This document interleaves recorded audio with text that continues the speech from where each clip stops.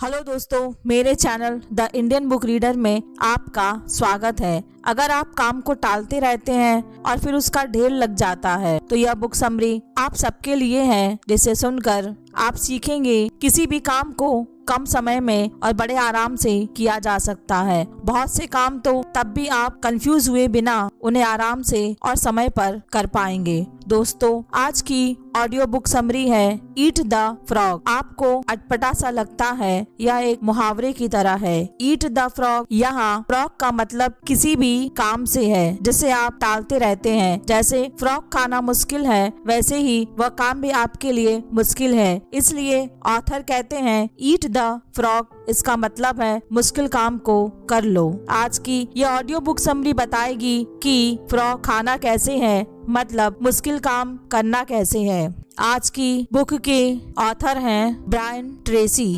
Author का कहना है कि अगर आपको फ्रॉग को खाना है तो जल्दी से खा लें। अगर उसकी तरफ देखते रहोगे तो खाने का मन नहीं करेगा। उसी तरह कोई भी काम करना है तो उसे जल्दी से करें। ज्यादा टाइम देंगे तो काम खिसता चला जाएगा और उसे पूरा करना मुश्किल हो जाएगा। और नंबर 2 है, अगर 2 फ्रॉग हैं तो जो गंदा वाला है उसे सबसे पहले खा लें। मतलब 2 कामों में से सबसे पहले जो काम मुश्किल है उसे पहले निपटा लें। तो आइए हम सब सुनते हैं ब्रायन ट्रेसी द्वारा लिखी गई समरी, जिसका नाम है ईट द फ्रॉग। क्या मिक्सचर खराब पड़ा है और बहुत दिनों से ठीक करवाने की सोच रहे हैं, लेकिन वक्त नहीं मिल पा रहा है? बिजली का बिल भी देना है, या टीचर ने 1 महीने से असेसमेंट दे रखी है और अभी एक भी पेज नहीं लिखा है। हम में से हर कोई कभी न कभी किसी न किसी काम को टालता रहता है। इस तरह वो काम लंबा खिंचता जाता है और वक्त पे नहीं हो पाता है। लेकिन आज की ये ऑडियो बुक समरी सुनकर आप अपनी टाल मटोल की यह आदत छोड़ पाएंगे और हर काम जल्दी और समय से करना सीख लेंगे। इसके लिए ऑथर ने हमें 21 रूल बताए हैं, लेकिन आज हम इस फर्स्ट पार्ट में सिर्फ 10 ही रूल सुनेंगे। बाकी के 11 रूल हम मेरी नेक्स्ट ऑडियो में सुनेंगे। तो आइए शुरू करते हैं ऑथर द्वारा बताए गए रूल्स। नंबर 1 है सेट द टेबल। काम शुरू करने से पहले सोच विचार करें। कई बार हमारे पास बहुत से काम होते हैं, ऐसे में सबसे जरूरी काम सबसे पहले करें। अगर सब कुछ आप दिमाग में सोचते रहेंगे तो ऐसा न करें, क्योंकि इससे दिमाग में क्लियरिटी नहीं आ पाती है और सब कुछ कंफ्यूज रहता है। इसलिए सारा सब कुछ पेपर पर लिखकर प्लान करें। इससे आपके जितने भी काम या गोल्स हैं वो साफ साफ दिखने लगेंगे और ब्रेन काम के हर पहलू को ठीक से समझ पाएगा। नंबर 2 है plan every day in advance, यानी हर दिन की प्लानिंग पहले से ही कर लें। कल क्या करना है या सोने से पहले ही प्लान कर लें। इसके लिए आप एक लिस्ट बना लें। ऑथर कहते हैं कि आपको 3 लिस्ट बनानी चाहिए। नंबर 1 है मास्टर लिस्ट। जो भी आपको फ्यूचर में करना है वो इस सब लिस्ट में लिखे। नंबर 2 है मंथली लिस्ट। जो भी आपको इस महीने करना है वो अलग लिस्ट में लिखे। नंबर 3 है वीकली लिस्ट। जो भी इस हफ्ते करना है उसकी लिस्ट अलग बना ले। इससे आपको अपने काम साफ साफ दिखेंगे और आप कोई भी काम भूलेंगे नहीं। आपकी प्रोडक्टिविटी भी 10 गुना बढ़ जाएगी और आप हर काम को टाइम से कर पाएंगे। नंबर 3 है apply the 80-20 rule to everything, यानी 80 और 20 का रूल हर चीज में लगाइए। सबसे पहले ये देखें कि कौन से काम स्टेप 20 में आते हैं, मतलब सबसे ज्यादा इम्पोर्टेंट है। सबसे पहले कर लें, ना कि उन 80% कामों को जो उलझे रहे हैं, जो अभी इतने इम्पोर्टेंट नहीं है। मान लीजिए कल बिजली के बिल की लास्ट डेट है, लेकिन आप घर का पेंट करने में बिजी हैं, तो सबसे पहले पेंटिंग रोक कर बिजली का बिल भरें। पेंटिंग बाद में भी हो सकती है, लेकिन अगर बिल नहीं भरेंगे तो पेनल्टी लगेगी। नंबर 4 है परिणामों के बारे में पहले ही सोच लें। मान लीजिए आपको टीचर ने टेस्ट दिया है, लेकिन आप किसी गेम की प्रैक्टिस में बिजी हो जाते हैं। इससे तो हो सकता है कि आपके पास टाइम न बचे और आप टेस्ट की तैयारी न कर पाए। तो पहले ही इसके परिणाम को सोच लें। टेस्ट में आपके मार्क्स कम आएंगे। गेम प्रैक्टिस या तो आप एक दिन बंद कर सकते हैं या टेस्ट के बाद थोड़ी देर में खेल सकते हैं। इसलिए यह जरूर सोचे कि कौन सा काम जिसे अगर आप समय पर न किया जाए तो नतीजे अच्छे नहीं होंगे। इससे आप उस काम को जल्द करने की कोशिश करेंगे। नंबर 5 है प्रैक्टिस क्रिएटिव प्रोक्रेस्टिनेशन, यानी कुछ टालना है तो एक्टिव तरीके से टालें। अगर आपने कोई उपन्यास लिखा है और उसकी एडिटिंग करने का मन नहीं कर रहा है तो कुछ हफ्तों के लिए टाल दें। इससे आपका दिमाग एकदम फ्रेश हो जाएगा। कुछ हफ्ते बाद जब दोबारा उस उपन्यास पर काम करने लगेंगे तो आप बहुत ही स्पष्ट तरीके से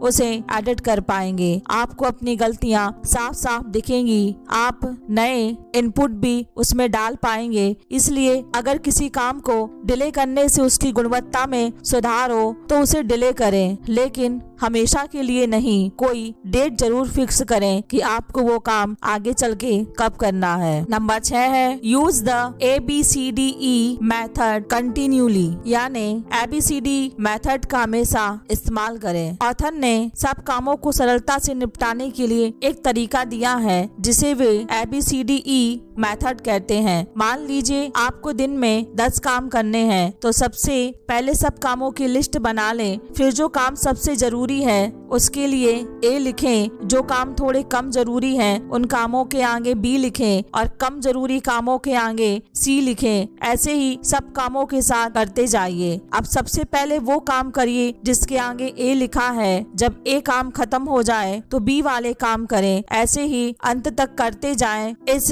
मेथड से आपके सब काम कंप्लीट हो जाएंगे और कोई कंफ्यूजन नहीं रहेगा। जैसे अगर आपको गाड़ी में पेट्रोल भरवाना है और सब्जी लानी है तो पहले देखिए कि क्या किसी को गाड़ी तो नहीं चाहिए। अगर हाँ तो वो काम कैटेगरी A का हुआ, सबसे पहले उसे करिए, यानी पहले गाड़ी में पेट्रोल भरवाइए उसके बाद सब्जी लेने जाएंगे। यह फॉर्मूला तब बहुत काम आता है जब आपको एक साथ बहुत से काम आ जाते हैं। कंपनी के मालिकों के बारे में सोचिए, उन्हें एक साथ इतने लोगों से डील करना पड़ता है। वो लोग हर काम कैसे करते होंगे? वे लोग इसी ही मेथड का यूज करते हैं। अगर आप भी कभी बिजनेस लगाएं तो इसी फॉर्मूले को यूज करें ताकि आपका बिजनेस कभी भी फेल न हो। नंबर 7 है फोर्स ऑन की रिजल्ट एरियाज, यानी रिजल्ट देने वाले एरिया पर ज्यादा ध्यान दें। किसी काम से आपको जो रिजल्ट चाहिए आप उस पे ज्यादा ध्यान दीजिए। जैसे अगर आपको अपने ब्लॉग के लिए ज्यादा रीडर्स चाहिए तो सबसे पहले आपको ब्लॉग पोस्ट लिखने पर ध्यान देना चाहिए, ना कि कॉम्प्लिकेटेड SEO में। पहले पोस्ट लिखिए, उसके बाद SEO बाद की बात है। नंबर 8 है अप्लाई द लॉ ऑफ 3, यानी 3 का नियम लगाइए।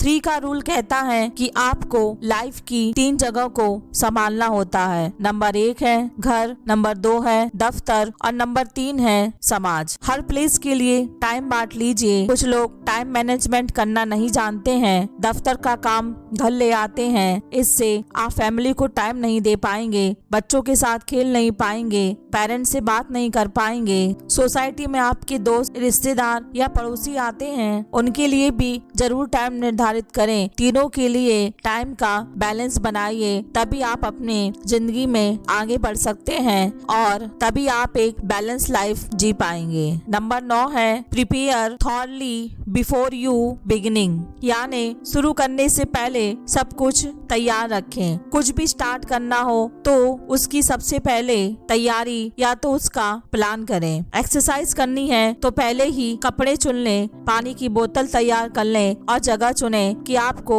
एक्सरसाइज कहाँ करनी है। ऐसे ही अगर आपको ब्लॉग शुरू करना है तो बेसिक कोर्स लें। अगर आप पहले ही तैयारी करेंगे यानी प्लान बनाएंगे तो आप किसी भी चीज में असफल नहीं होंगे, कि आपको सफलता जरूर मिलेगी। नंबर 10 है take it 1 oil barrel at a time, एक बार में एक ही बोरा उठाइए। कोई बहुत बड़ा काम हो तो उसे कैसे करेंगे? जैसे अनाज से भरा ट्रक कैसे खाली किया जाता है, मजदूर एक टाइम में एक ही बोरा उठाते हैं। इसलिए आप भी सारा काम एक साथ ही न करने लगे। अगर आपको एक ब्लॉग पोस्ट लिखनी है तो लगातार 2 घंटे बैठकर न लिखें, इससे आप बोर हो जाएंगे या थक जाएंगे। इसलिए काम को बांट लें। सुबह 30 मिनट लिखें, फिर 10 मिनट का ब्रेक लें, उसके बाद 20 मिनट और लिखें। ऐसे ही शाम को 1 घंटा लिखें। इससे आप बड़े आराम से कोई भी ब्लॉग पोस्ट लिख सकते हैं। अगर आपको कोई भी